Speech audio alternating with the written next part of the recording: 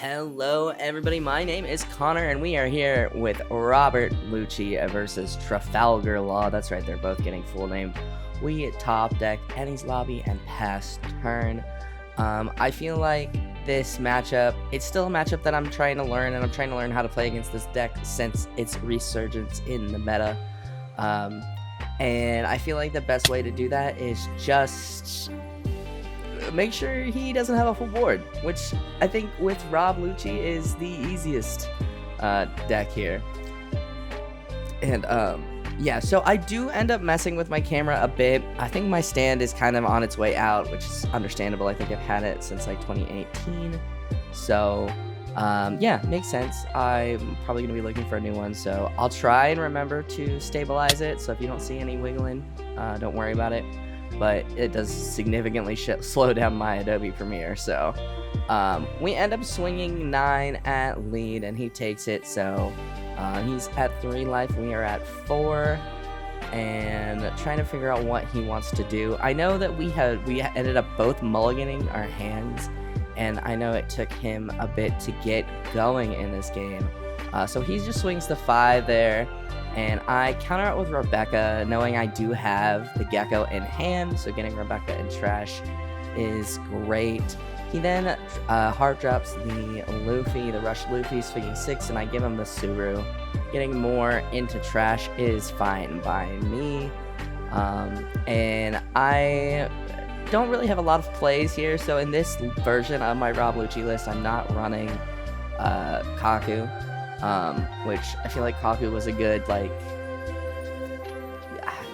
you know, 5 Dawn turn play if you had enough in trash, but, you know, like, as you can see, I don't have enough CP in trash, which is the reason I ditched him. But we end up milling our one of our other Helmeppos. I did add another Helmeppo and a Gecko, so kind of unfortunate.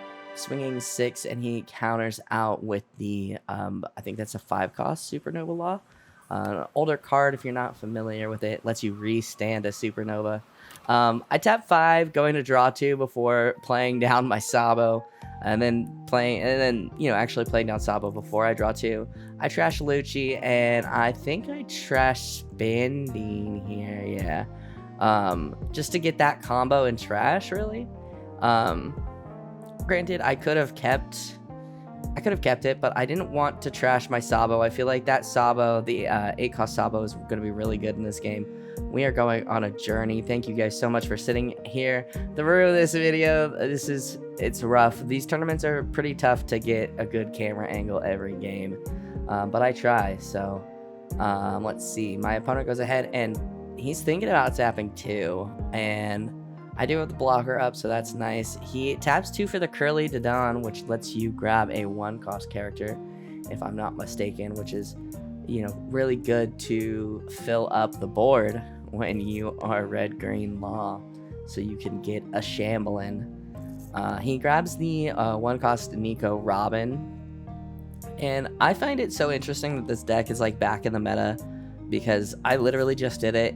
Played this deck in my Iron Man challenge and was like, oh, this isn't the deck. It works. Sometimes it works here. So he drops the Otama, minusing my Sabo, and then swinging 5, I give him the 1k. Trying to figure out what he might be doing here. It is interesting to play this deck since there is so many like small bodies. Which, I mean, when you're playing Lucci, that's great. We love small bodies, easy for us to pop. He ends up swinging 6, and I think I go ahead and take that, getting a Spandime. I'm okay with that. Tapping another one. I think he plays out the Nico. Oh, he plays out the Chopper blocker. Tapping another one to play out the Nico Robin. And now he's getting going. He is ready to shambles away. He takes Curly Dodon back to his hand and plays out, I believe, the Cavendish, which is a bummer, if you ask me. But I think we'll be 5, 6, 7. We'll be on 7 Dawn, I think, or 8 Dawn. I think we'll be on 8 Dawn next turn. So we end up getting another Annie's Lobby. I probably see Annie's Lobby so much, which I'm not complaining. Don't get me wrong. I would just also like other cards. But I think we're at 8 Dawn.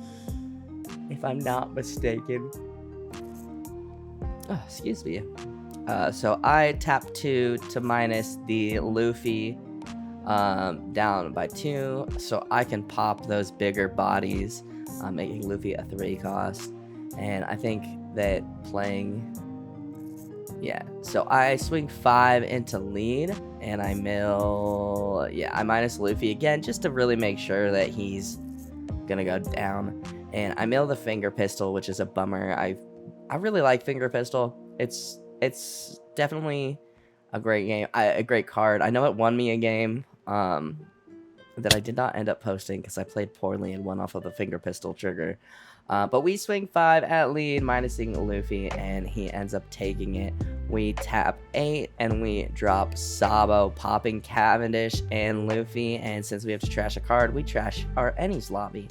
So it all worked out, and we end up passing turn. Now, it's probably going to be pretty easy at this much Dawn for him to get his board state back to relatively full.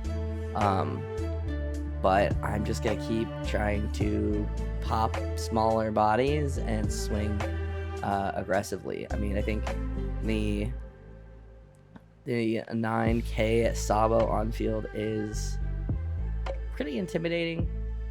And I think there is a world where I could have definitely swung with Sabo as well. But he does have that 1-cost chopper blocker, and I don't think I've seen any of my Brooks. I think I'm running 2 Brooks in this list. I think I dropped down to 2 Brooks instead of the 3-cost Brooks.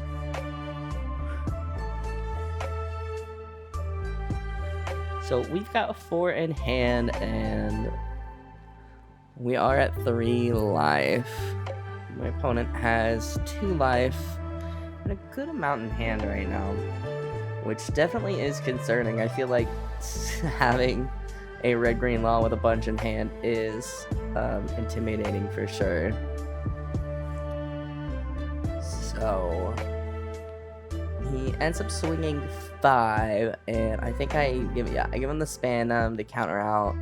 I probably could have just dropped or blocked with Sabo, but then he drops, so he ends up dropping 9-cost Zoro. I almost said Law. And I'm like, oh shit. Like, I have to get rid of 9-cost Zoro. So I am sorting through my trash. I have that Gecko in hand. And I am looking for something. And sorry about that little cut there. We did end up spilling a drink, so we wanted to clean that up.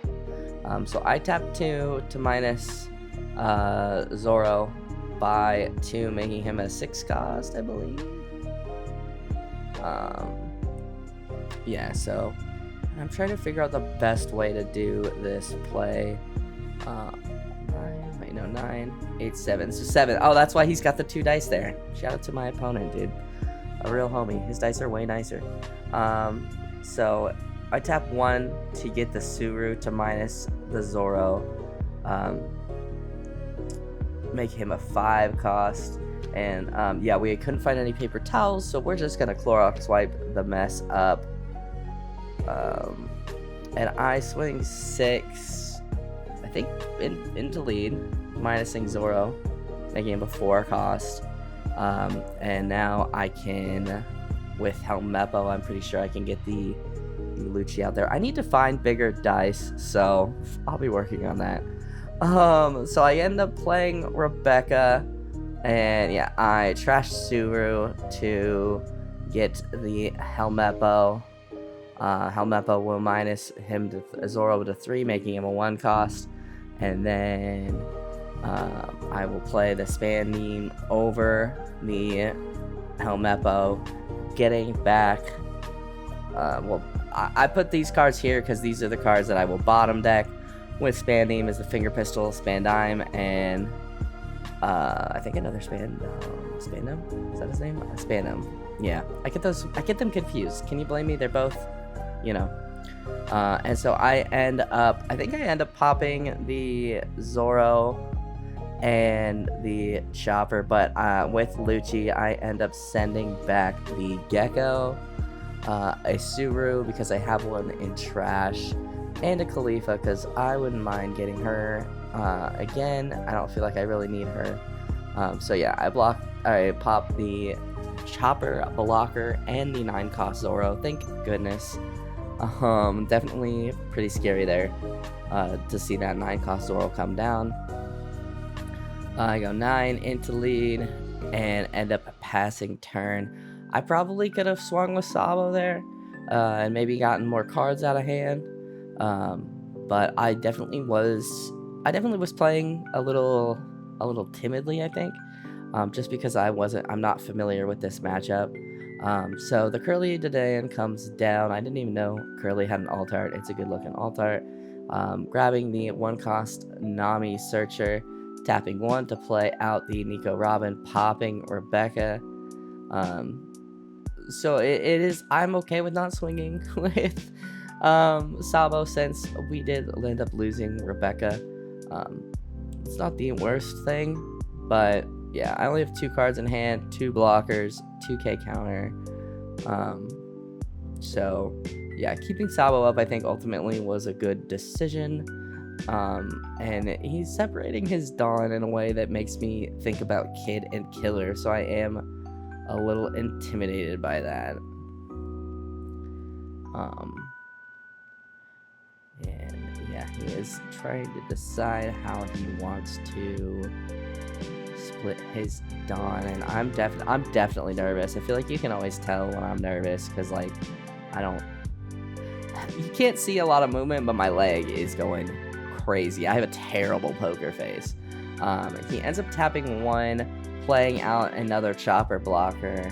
I move my dice. He ends up shambling it to get out the blocker Law, sending I think Curly back to his hand. Or trashing. I think he has to trash something to play something else out with Law here. If I'm not mistaken.